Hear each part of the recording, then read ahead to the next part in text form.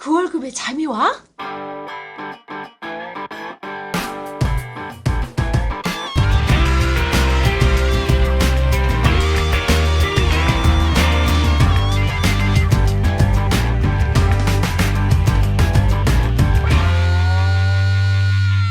안녕하세요. 그 월급에도 이제는 잠이 와야 하는 방송 머니스토리 TV입니다. 꼰대 김강주입니다. 네, 반갑습니다. 뭉치입니다. 우리 이제 방송한 지가 좀 몇 개월 됐죠, 그죠? 제가 1월 말부터, 음. 1월 중순부터 했는데, 실질적인 방송에 나간 거는 2월 중순부터. 한 달치 날려먹고. 한 달치 날려먹고. 네. 2월 중순이면 3월, 4월 중순, 지금 5월 달이니까 한 두세 달 됐다, 그죠? 네. 두세 달? 2월 중순 3, 4, 5. 두세 달 되는 이제 5월 초니까. 석 달 넘었죠, 석 달 넘었죠. 네. 그렇게 되는데, 그래도 이제 되돌아보면, 많은 청취자분들께서 많이 들어주시고, 네. 또 호응과 공감도 많이 해주시고, 그죠? 우리 지금 이게 팟캐스트 아이튠즈에서는 나름대로 이런 그 청취자분들의 성원에 힘입어, 그죠? 이게 비즈니스 전 분야에서 그 핫 추천 방송으로 돼 있죠. 네. 예. 그러다 보니까 사실 이게 팟캐스트를 준비할 때는 우리도 사실은 좀 재미로 네. 좀 고객분들하고 어떤 이렇게 제도화된 틀이 아니라 네. 마치 우리 고객분들을 친구 삼아서 앞에 네. 앉아 있는 네. 수다 떨듯이 재밌게 좀 우리도 좀 해보자라는 그런 취지에서 했는데 하다 보니까 참 우리도 몰랐던 내용들도 있었던 것 같고 그렇죠. 그죠? 예, 참 이게 뜻밖의 이런 돌아다니는 이런 여러 많은 정보들이 뜻밖의 정보들이 참 많다라고 하는 것도 우리도 새삼 또 느끼는 그런 경우도 많았어요, 그죠? 그리고 또, 기대하지 않았던 피드백이, 연락도 오고 하니까, 한편으로는 그런 관심에 대해서 기본도 좋지만 좀 부담이 되기도 하고 좀 책임감스럽게 책임 있는 방송을 해야 되겠다라는 생각도 많이 들기도 합니다. 자, 책임 있는 방송 머니스토리 TV. 그렇지만 보도 통제를 받지 않는 TV 머니스토리 TV. 네, 네. 오늘은 지난 후회를 반면 교사 3자라는 내용을 가지고 지난 후회를 반면교사. 말씀 나눠보도록 하겠습니다. 후회할 거 많죠, 그죠? 우리가? 많죠. 네, 후회할 거 많죠. 우리 뭉지 씨는 지금까지 인생을 돌아보면 뭐가 제일 후회스러워요? 저도 이제 술 먹을 때 그런 질문들을 많이 받았는데요. 아니, 술 먹을 때뿐만 아니라 이제 그런 질문들을 많이 받았는데, 그리고 사석에서도 저는 이제 한 번씩 그런 질문들 많이 해봐요. 예. 근데 저는 후회스러운 적이 별로 없어요. 그리고 과거에 대한 아쉬움이 없어요. 네. 진짜요, 진짜. 그렇죠. 네. 뭐 과거에 대한 기록도 뭐 잘 남지도 않지만 다시 돌아가고 싶지도 않고. 그렇죠. 이게 과거에 대한 우리가 과거에 대한 아쉬움과 후회는 어쩔 수 없는 것에 대한 미련이잖아요. 그렇죠. 시간을 되돌릴 수 없어. 이제 대체로 보면 좀 건강하지 못한 마음을 가지신 분들, 그죠? 그런 분들이 특징적으로 가지고 있는 것이 과거에 대한 후회거든. 네, 맞습니다. 그것이 하나의 그 변명이 되는 거죠. 네. 변명이 되고 그 과거에 그게 자꾸 변명이 되면서 자기의 현재 시간을 부정하고 그렇죠. 그 과거의 그 어느 시점인가에 자기를 계속 가두어 버리는 이런 그렇죠. 또 있는 거죠. 지금 우리가 너무 좀 문학적인 이야기입니까? 맞아요. 근데 실질적으로 어느 정도 좀 영향력이 있으시고 그래도 시대 하두에 던지시는 분들의 얘기를 해보면 과거 얘기 안 해요. 앞으로 그렇죠. 미래가 어떻게 될 것이며 우리가 무슨 일을 해야 될 거며 그런 얘기 하는데도 시간이 바빠 죽겠어. 근데 이제 반면에 다른 분들 보면 그런 얘기는 전혀 안 해요. 야, 내가 과거에 몇 년 전에는 계속 과거 얘기만 해요. 주로 꼰대가 이야기하죠. 근데 우리 꼰대 씨는 그런 얘기 안 하잖아요. 미래 꼰대. 미래 꼰대. 미래 코난. 미래형 꼰대. 미래형 꼰대. 미래형 꼰대. 네, 근데 이제 저도 이제 우리가 그 학교 때 학창 시절에 항상 교과서에 등장하는 그 프로이트죠. 두 갈래 길. 두 갈래 길 있잖아요. 그 시가 지금도 늘 이게 제목은 뚜렷하게 남아. 그 내용은 우리가 다 아니까. 다 아니까. 그래서 지금 이 제목도 지난 후회를 반면교사 삼자 이게 우리가 지난 것에 대한 선택을 후회할 거는 그 지난 시간에 가두어 있을 건 아니지만 그렇지만 우리가 실패를 경험 삼듯이 그렇죠.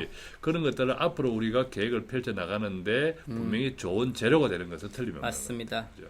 네. 자, 오늘 그 재테크 쪽에서 과연 우리가 어떤 것들이 어떤 지난 어떤 실패들이 좋은 재료가 앞으로의 성공의 네. 재료가 될 건지 한번 살펴보도록 할까요? 일단은 이제 첫 번째가 인기에 편성하지 말자. 예, 이제 예를 든 게 이제 미래에셋 인사이트 펀드. 야, 옛날에 그거 굉장했죠, 그죠? 굉장했죠. 인사이트 이전에 또 미래에셋에서 굉장했던 게 있었잖아. 뭐 많았죠. 뭐 디스커버리 펀드, 바이코리아, 예, 뭐 차이나 펀드 많았죠. 굉장했죠, 그죠? 2007년도에는 이 상품이 제 기억상으로는 10월경에 나온 걸로 알고 있는데 인사이트가 예, 이 상품 가입하려고 줄을 섰어요, 사람들이. 맞아요, 줄을 예, 섰어. 예, 줄을 서고 대기표도 주고. 예. 자, 근데 이제 그 이후에 금융위기가 오게 됐고, 이듬해, 그리고 수익률이 이제 한때 마이너스 50~60%까지 추락을 했다. 그렇죠. 그렇죠. 예. 그러면서 이제 미래에셋이 이때부터 이제 기울기 시작했죠. 그때마더라도 미래에셋 하면 그냥 뭐 이제 투자 미래에셋 이꼴 성공 투자의 모델이었죠. 모델이었죠. 네, 예. 모델이었죠. 그리고 그 전까지 당연히 시장이 좋았고, 그 수익도 잘 냈었고. 예. 그래서 이제 인사이트 그 당시에 이제 인사이트 펀드라는 것이 내용이 좋고 나쁘고가 아니라 이것을 미래에셋에서 출시했다는 이것이 그냥 일품을 일으켰던 거죠. 그리고 남이 하면 따라하죠. 예. 나는 그 길거리 가고 있어. 근데 아주 맛있는 가게 사람들 줄을 서 있어. 그걸 뭐지? 저 뭐지? 야, 난 라면 먹으려고 했는데 갑자기 줄 서 있으니까 야, 나도 저기 한번 줄 서 보자. 뭐지? 이런 심리인 거죠. 예. 인사이트 펀드가 그랬던 것 같아요. 그래서 여기서 이제 그 반면교사를 삼자는 것은 그 인기 있는 상품에 편성하지 말자 이거예요. 대표적인 것들이 뭐 차이나 펀드, 뭐 베트남 펀드, 뭐 워터 펀드 많이 있어요. 즉, 그 성공 사례가 화제될 때는 끝물릴 가능성이 높고 상투 잡기 마련이다 이겁니다. 예. 이런 부분에 우리가 참 좀 헷갈리는 데가 사실은 있어요. 예를 맞습니다. 들면 너무 빨리 들어가자니 너무 생소할 때 소위 말하면 소문이 나지 않았을 때 그렇죠. 들어가는 것은 일반인들이 참 쉽지 않거든요. 맞습니다. 또 불안하기도 하고. 맞습니다. 근데 또 동시에 반대로 소문이 확 났을 때 들어가는 것은 끝물리기 쉽다는 거죠. 근데 그게 편하죠, 심리적으로. 심리적으로는 편하죠. 예. 예. 이제 성공을 보고 가니까 네. 성공을 보고 가니까 심리적으로는 편한데 그게 반드시 좋은 투자가 아닐 확률이 또 높다라는 거죠. 이럴 때 어떻게 하는 게 좋겠어요? 참 헷갈린다 그죠? 당연히 이제 원칙과 기준이 있으셔야 되는 거죠. 내가 이제 투자에 대한 목적이라든지 어떤 성향이 가지고 있으면 내가 어떤 목적으로 얼마를 투자하겠다. 그리고 기간 얼마 정도다. 이런 거에 대한 먼저 그 목표를 설립하고 그리고 상품을 보는 게 맞는데 목표가 중요하다. 대부분 분들은 그런 게 없죠. 일단은 뭐라도 해야 되는데 가입해보고 나서 그 다음에 어떡하지? 이건 거죠. 예. 그러니까 이제 수익률에 대해서 뒷북치는 꼴이 되는 거고 실질적으로 여기서 나온 것처럼 작년 1등 펀드가 그 다음에 1등 하기가 되게 쉽지 않아요. 과거 그렇죠. 기록들을 한번 보십시오. 예, 한번 보시고요. 과거의 수익률 자랑하는 펀드들 지금 수익률 어떤지 한번 많이 보십시오. 대부분이 아까 말씀하신 것처럼 끝물릴 가능성이 높습니다. 예, 그래서 일단은 포인트는 인기에 편성하지 말자. 예, 이 부분에 대해서는 뭐 저도 당연히 그렇게 하는 게 맞지 않나 이렇게 생각하고 있습니다. 과거에 좀 달라진 것은 우리가 네. 이제 인사이트 미래에셋 인사이트 펀드라든지 그다음에 차이나 펀드 이렇게 네. 좀 많이 그 순간에 성공적으로 회자되었던 것들의 네. 내용을 묻지마 투자 그로 인해서 좀 뜨거운 맛을 우리가 많이 봤죠. 네. 그러다 보니까 지금은 그런 것들은 많이 달라진 건데 지금은 일단 그 내용을 알고자 해. 그죠? 예, 뭔데? 예, 그래서 그건 어떻게 무슨 어디에 투자하는 건데 이런 걸 좀 설명을 들어. 옛날에는 그런 이 설명을 들으려고 그거 필요 없고 됐고 어디다 사인하면 돼요 이런 것들이 많았거든. 맞습니다. 요즘 이제 그래서 이제 전체적으로 보면 성공 어떻게 지금 이제 잘 뜨고 있는 인기가 있는 네. 인기가 있는 것들에 투자하는 것은 심리적으로 편안하긴 한데 거기에 덧붙여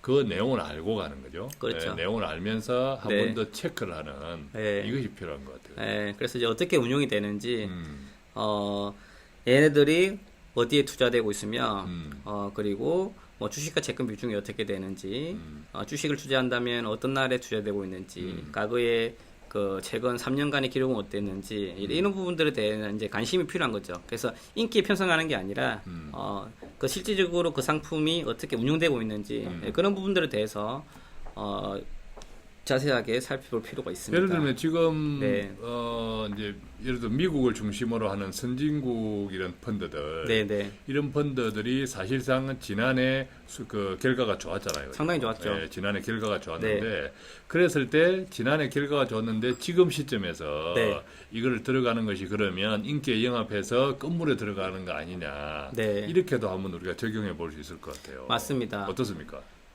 그래서 미국에 대해서 관심이 많이 있어요. 근데 이제 우리가 관심 있는 거는 수익률이 벌써 작년에 30% 난 펀드들이에요. 그렇기 때문에 매스컴에 보도가 되고, 지금 그거를 이제 편입시켜야 되냐, 고민이 되는 거죠. 그렇죠. 또 한편에서는 미국에 대한 고점 논란이 나오고 있고, 양적완화 투소가 시작되는데 그에 대한 어떤 방향성이 이루어질 건지에 대한 고민이 많이 있습니다. 그리고 또 한편으로서는 미국보다 유럽으로 가자. 지금 유로존이 그동안에 너무 안 좋았기 때문에 이제는 미국보다 유로존이 낫다. 머리가 아파요. 그렇지. 맞죠?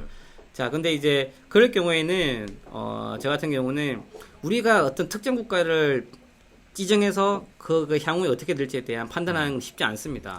우리가 주업이 아니기 때문에 그럴 경우에는 돈을 주고 이제 잘하는 놈들한테 맡기는 거 맞아요. 근데 그게 이제 펀드인 거고요. 대신 이제 펀드를 선택할 때 특정 국가에 대한 투자하는 펀드보다는 지금 시점에서는 말씀하신 것처럼 그런 아까 미국이라든지 유로존이라든지 선진 시장은 좋아할 것 같아. 그럴 경우에는 이제 글로벌 펀드 자산 매분형 펀드 이게 같이 동시에 되는 게 있어요. 그래서 이런 걸로 이제 뭐 글로벌 자산 배분형 펀드라고 부르는데 뭐 간단히 푼을 말씀드리면 아주 유명한 매니저들이 자기들의 리서치를 통해서 글로벌 관점에서 약 40여 개국에 그리고 종목도 약 700종목개 되는 그런 다양한 분야의 주식뿐만 아니라 채권이라든지 그런 현금성 자산 아니면 통화라든지 이런 다양한 분야에 알아서 투자해드는 펀드들이 있습니다.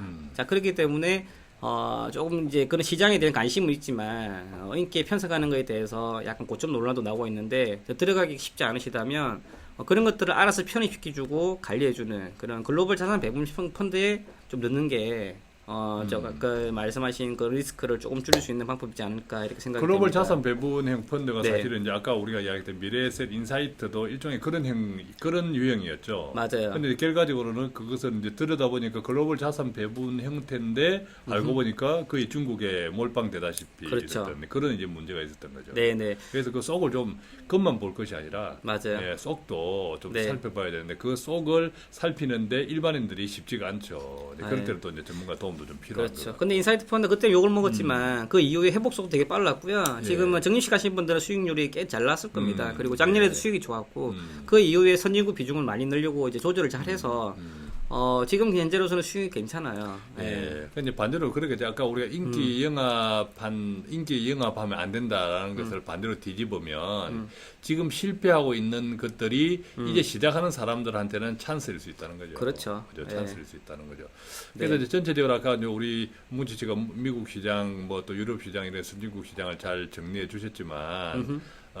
어쨌든 이제 큰 틀에서 보면 조금 이제 작년에 수익을 많이 벌었지만 미국이라는 나라, 유럽이라는 나라가 아직도 계속 이제 이렇게 완전히 이게 정리된 나라들이 아니잖아요. 반대로 더 성장할 수도 있고 또 조금 더 리스크에 노출될 수도 있는데 그런 관점에서 보면 이게 어떤 지난해에 미국이나 글로벌 시장에 뭐 몇십 %를 얻었다 해서 지금 뒷북친다 이렇게 단정적으로 생각할 필요는 없어 보인다 그죠. 그러면 그런 것들을 잘 섞어서 하면 조금 전에 문치 씨 이야기한 대로 글로벌 자산 배분행위라든지 이런 또 그에 걸맞는 우리 청취자분들의 약간의 어떤 두려움 그런 것들을 해소시킬 수 있는 그런 형태의 펀드를 찾는 것도 참 대안이겠다 싶어요. 여기서 한 가지 팁을 드리자면 지금 글로벌 자산 배분형 펀드들이 시중에 많이 나와 있어요. 그 중에서 저는 되도록이면 그 글로벌 기업들이 운영하는 자산 운용사, 국내 쪽 기업보다는 어차피 전 세계에 투자되는 글로벌 모델을 하는 펀드이기 때문에 규모가 좀 큰 펀드들 그리고 되도록이면 좀 해외에서 직접 운영하면서 운용사들이 투자 기간도 약 10년 이상 되는 대표 펀드들이 있습니다. 그리고 펀드 매니저들도 뭐 한두 명이 아니라 뭐 몇십 명씩 떼거지로 펀드 매니저도 바뀌지 않은 그런 유명한 펀드들이 있어요. 자, 우리가 어쨌든 인정해야 되는 것은 안타깝지만 인정해야 되는 것은 국내의 자산 운용사들이 글로벌한 시장을 좀 제대로 보아가면서 판단하면서 이렇게 하는 운용 능력이 떨어진다. 이것을 우리가 인정해야 될 것 같아요. 그죠? 그래서 네. 글로벌 펀드들에 대한 대표 펀드들이 몇 개 있습니다. 네.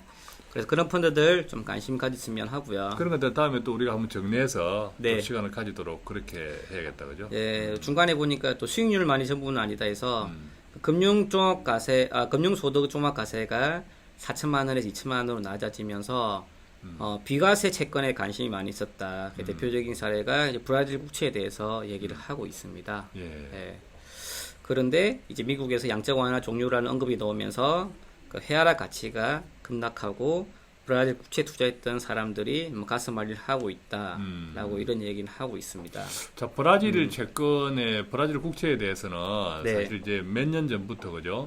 예, 몇 년 전부터 한때는 확 이렇게 뭐 그것이 대안인 거죠. 오로지 그것밖에 없는 것처럼 이렇게 이제 그 몰이식 마케팅을 했던 정권사도 있었고 네. 또 최근에는 뭐 오히려 또 그 반대적인 반대적인 그런 것도 있었고 어떻습니까? 이걸 우리가 어떻게 바라봐야 될까요? 수익률만이 전부는 아니다라는 관점에서 한번 보면 저는 이 기자들한테 물어보고 싶어요. 브라질 국채 가입해 보셨어요? 아니 브라질 국채에 대한 속성은 아세요? 자, 지금 이 글을 쓴 분이 기자입니까? 아니면 어떤 뭐 이렇게 펀드 매니저입니까? 뭐 기자분이시네, 기자분. 기자. 기자분들의 한계와 현실이 있어요. 이게 뭐냐 하면 기자분들은 많은 정보를 얻을 수 있는 사람이긴 한데 그걸 어떤 특정한 분야에 집중적으로 이렇게 전문화된 사람은 또 아니라는 한계가 있어요. 그죠? 그리고 항상 이슈를 만들기 때문에 좀 민감한 것들에 대해서 크게 터트리는 경향이 좀 있어요. 자, 여기서 문제 삼는 거는 이제 브라질 국채가 마이너스다 이거죠. 즉 헤아라 가치가 떨어지고 금리 인상에 따른 채권 가격이 하락이기 때문에 뭐 2, 3년 사이에 뭐 그 브라질 국채가 마이너스 3, 40% 났다. 이렇게 얘기하는데 그렇게 말하는 거는 뭐냐면요. 지금 현재 시점에 그 브라질 채권에 대한 가격이 그렇게 변화되고 있다에 대해서 언급한 거고 그 가격의 변화를 마치 투자 손실이 난 것처럼 얘기를 하고 있습니다. 근데 이제 채권을 가입하는 목적이 두 가지가 있습니다. 그 채권에 대한 이제 매매 차익, 즉 금리가 오르고 그 높음에 따라서 가격이 내리고 오르는 경향이 좀 있습니다. 그래서 이제 그 단기적으로 그 채권 차익의 매매 차익을 얻기 위해서 들어가는 방법이 좀 있고요. 그게 아니라 만기 보유 전략, 즉 채권이라는 기본 속성이 이자를 받기 위함인데, 즉 내가 정기적으로 이자를 받아서 만기까지 보유를 하겠다라는 관점에서 채권을 접근하시는 두 가지 관점이 있습니다. 근데 지금 현재 기자들은 첫 번째 관점만 가지고 얘기를 하세요. 즉 브라질 국채가 양적 완화 축소라는 이슈뿐만 아니라 그 브라질 내부적으로 물가가 굉장히 많이 올랐습니다. 굉장히 물가가 많이 오르니까 그걸 차단하기 위한 수단으로서 금리를 인상을 했어요. 금리를 인상하다 보니까 채권 가격이 당연히 떨어지겠죠. 그리고 환율도 지금 현재 말이 좀 안 좋은 상태이기 때문에 그런 부분들이 마이너스가 난 겁니다. 그러면 당연히 투자 관점에서 그 단기 매매 차익을 노리고 들어가신 분들은 손실을 보는 게 맞겠죠. 예를 들면 내가 1, 2년 뒤에 쓸 돈을 갖다가 채권을 투자하겠다라는 분들 마이너스 손실을 보실 겁니다. 근데 그렇게 그 단기 차익을 보려고 그 채권을 매집할 분들은 거의 없어요. 실무에서는 어떤 분들이 있냐면 말 그대로 여기 나와 있는 것처럼 금융소득에 대한 종합과세를 좀 줄이기 위해서 비과세 측면 관점에서 이 채권을 접근하는 겁니다. 즉 연시 프로나 되는 고금리를 받기 위해서, 즉 연시 프로나 되는 고금리를 주는데 그에 대한 이자 소득세가 전혀 없는 거죠. 자산가들은 그에 대한 메리트가 굉장히 크거든요. 그럼요. 자, 그래서 이분들은 비과세라는 접근에서 관점을 접근하는 거고요. 이런 분들은 어떻게 채권을 접근했냐면 단기적으로 내가 채권 매매 차익에 대해서 생각도 안 해요. 대신에 나는 만기까지 채권을 보유하겠다. 이런 관점으로 접근합니다. 그럼 만기까지 보유하는데 채권 가격이 뭐 플러스 되든 마이너스 되든 신경 안 쓰는 소리인 거죠. 내가 월세 받으려고 상가를 한 개 지었어. 상가가 가격이 오르든 내리든 상관 안 하잖아요. 계속 월세 받게 만드는 거죠. 그죠? 월세 받기 위해서 상가를 산 거라면. 그렇죠. 근데 그 사람이 올해 상가를 사서 내년에 팔 목적으로 빚까지 얻어서 샀다면 문제가 되는 거죠. 그런데 처음부터 목적 자체가 나는 월세 받기 위함이고요. 중요한 거는 이 월세인데 만기가 되면 원금을 준다 소리예요. 그거를 브라질이 보증하고 있는 거죠. 예. 자, 그렇기 때문에 어떤 목적에서 이 브라질 부채를 바라보는 관점인 거고, 어떤 목적에서 이걸 편입시키냐 문제인 거지. 좀 여기서 뭐 단편적으로 말하는 것처럼 뭐 수익률 너무 안 좋았다 가서 말이 한다, 이건 아닌 것 같습니다. 그러니까 아까도 우리가 이제 이 방송하면서 자주 이야기하지만, 어떤 게 성공적인 투자의 첫걸음은 외부에 있는 것이 아니라 나 내부에 있다. 나 내부에서 첫 번째 갖춰야 될 것이 목적이다, 그죠? 그 목적에 따른 계획이고 그 계획에 맞는 상품 선택이고, 그죠? 그 다음에 그 상품을 잘 운용해 나가는 거죠. 전문가의 도움을 받아가지고 가능하면. 근데 그런 내용들인데, 그런 이야기를 지금 우리 뭉치 씨가 하시고 계신 거다, 그죠? 네. 그래서 만기 보유 전략으로 브라질 부채를 매입하시는 분들은 괜찮다. 즉 자산가들한테는 괜찮다. 이렇게 정리를 내리고 싶습니다. 당연히 그 말에 의하면 단기 투자하실 분들 하지 말라는 소리예요. 예. 그렇죠.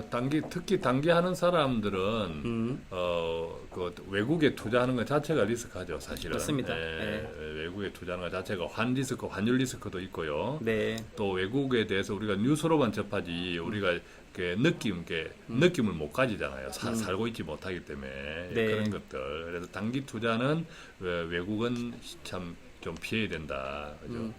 그리고 또 지금 최근에 브라질 부채가 환율이 되게 많이 반등을 했습니다. 그러면 작년 하반기에 들어간 사람들은 수익이 10% 났는데, 그러면 이분들은 뭐라고 얘기할 거예요? 이 기자분한테 여쭈고 싶은데. 그러면 브라질 부채 수익 좋습니다, 가입하십시오, 이렇게 얘기할 거예요? 그거 아니잖아요. 지금 브라질이 대표적인 게 이제 원자재 국가예요. 수출국인 거죠. 뭐 커피의 나라, 그리고 뭐 철강성이라든지 그 울창한 밀림. 그죠? 네. 그런 원자재 관련된 그 품목들을 많이 수출해서 먹고 사는데, 그동안에 당연히 힘들었죠, 몇 년 사이에. 전 세계 경기가 안 좋으니까. 근데 지금 이제 꼰대 씨가 아까 얘기한 것처럼 작년 미국 경기가 되게 좋았습니다. 소비가 살아나고 있고 물가가 살아나고 있고, 그렇다 하다 보니까 이제 경기가 회복기에 접어들면서 이제 하반기로 진입한 거죠. 근데 경기 하반기에는 어떤 일이 있냐면 민간 경기가 살아나요. 즉 돈을 풀어서 경기를 부양했는데, 그럼 기업들이 이제 고용도 늘겠죠. 고용이 늘면은 사람들이 일을 하게 되고 돈을 벌게 되죠. 그럼 씀씀이가 늘어나게 도 소비도 늘겠죠. 소비가 늘게 나면 예전에 그 뭐 안 샀던 신발도 좀 바꾸고, 차도 좀 바꾸고, 빚내서 뭐 집도 좀 사게 되고, 이런 일련의 과정들이 겪게 됩니다. 이제 경기 회복 하반기에 나타나는 특징 중에 하나인데, 이 경우에는 물가가 상승해요. 즉 인플레이션이 오른다 소리는 거죠. 그런 인플레이션에 대한 기대 심리 때문에 원자재에 대한 수요가 현재 좀 늘어날 거고요. 그런 같은 맥락에서 브라질, 원자재 수출국 관련돼서 브라질이 최근에 조금 반등한 경향이 좀 있습니다. 그래서 이런 부분들과 같이 연관되는 거기 때문에 너무 좀 단편적으로 뭐 짧게 끊어서 이 시장이 안 좋아서 이걸 해야 되지, 그렇지는 않다 보고요. 오히려 지금 인플레이션이 오르는 관점에서는 원자재에 대한 관점이 시기적으로 보는 거는 맞다고 말씀드리겠습니다. 우리가 이제 이야기를 조금 정리해 보면, 어떤 이게 투자 상품이라고 하는 것은 굉장히 살펴보아야 할 요소들이 많다. 네, 맞습니다.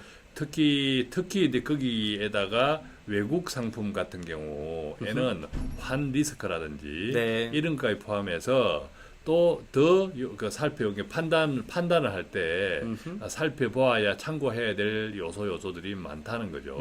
근데 이제 이런 것들을 어떤 특히 이제 기자분들이나 또 이것을 또 금융인들도 마찬가지인데, 또 특히 은행이나 금융회사들이 이것을 자기들한테 쓰기 쉬운, 그죠? 유리한 그런 것들만 참고해서 쓰기 시작하고 말하기 시작하면 사실 굉장히 소비자들은 잘 모르는 소비자들은 헷갈릴 수밖에 없고, 그것이 자칫 그릇된 판단, 그죠?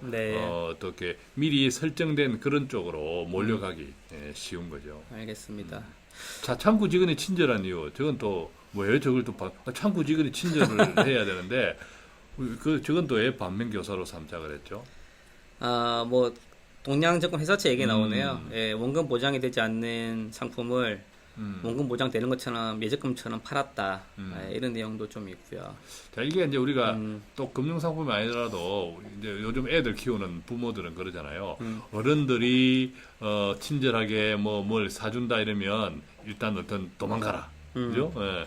지나친 친절은 경계해야 된다. 이런 이야기들을 참 이게 참 세상이 그렇죠. 점점 우리가 살기가 힘들어지는.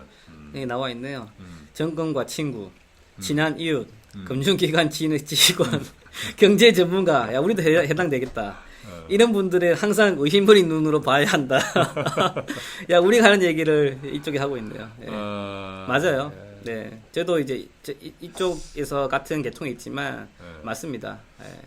너무 친절하지 말자. 야, 이게 참 요즘 정권 이렇게 금융회사들이 친절이 가장 기본적인 건데 이것도 너무 친절해도 안 되고 또 안 친절하면 바로 민원 올라오고 야, 참 일하기 힘들겠다. 여기 이 기자 이건 잘 짚어주셨네. 그래서 옥석을 가릴 줄 알아야 한다. 결국 지식이 중요하다 이거지.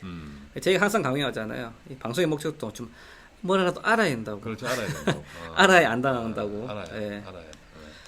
저희가 깊게는 일부러 안 들어가요. 좀 일부러 깊게는 들어가지 않고요. 최소한 이 정도 알아야 된다는 것에 대해서 좀 많은 시간을 할애하고 있습니다.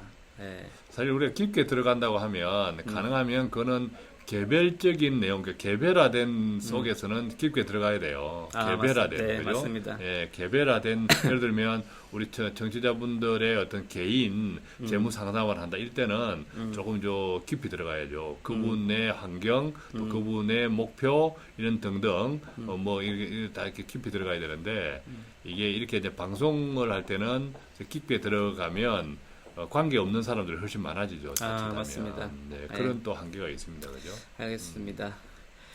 그래서 깊이 있는 것들에 대한 질문 있으신 분들은 저희 홈페이지 들어오셔가지고 의견 주시거나 저희 이메일로 연락 주시면 저희가 깊이 있는 답변 드릴 수 있도록 하겠습니다. 자, 지나친 대출 안 된다. 뭐 당연한 이야기죠. 예, 지나친 대출. 요즘 뭐 이게 대출을 지나치게 하지 않는 것은 이제 다 어느 정도 이런 생각들은 일반화된 것 같아요. 맞아요. 예, 또 대출할 일이 별로 없잖아요. 그죠? 이제 적어도 투자 목적으로 대출할 일은 별로 없어요.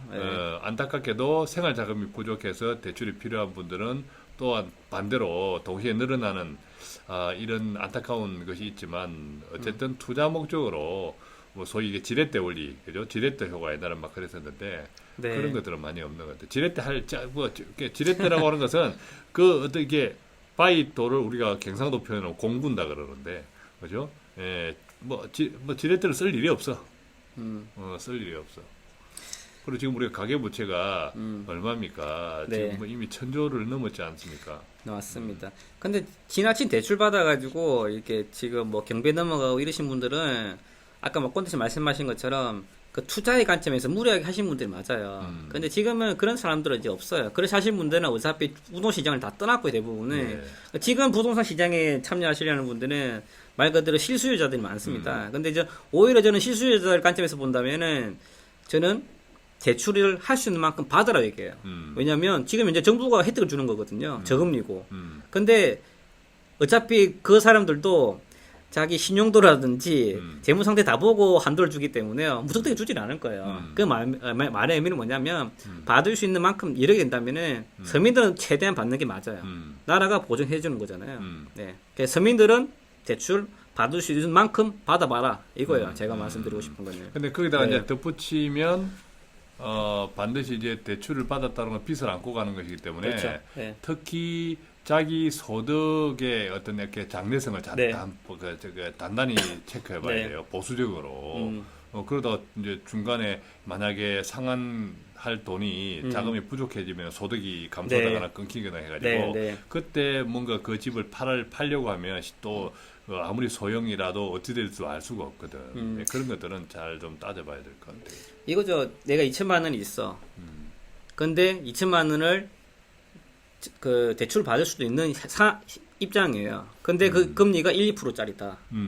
그러면 대출 싫으신 분들은 그냥 자기 돈으로 그냥 하시는 분들이 있으신데 그렇게 하시지 마시고 되도록이면 1%짜리잖아. 1, 2%짜리는 그냥 2천만 놔두고 2천만 받는 게 더 유리하다. 이런 관점에서 말씀드리는 거예요. 그 2천만 원을 네. 조금 더 이제 부가가치 높은 조금 이제 장기적으로 네. 포트폴리오를 가져가면 그 이자 1, 2%보다 훨씬 네. 수익률을 얻을 수 있는 그런 이야기예요. 서민청에서는 받는 게 유리할 수도 있다 이거죠. 기회비용이라든지 고려해 본다면 이런 것들 네. 이런 것들이 네. 아까 우리가 조금 전에 이야기했던 조금 깊게 들어가는 거예요. 깊게 들어가는 것들은 네. 결과적으로는 개별화된 상황들에 맞추어서 다 다룰 수밖에 없는 거예요.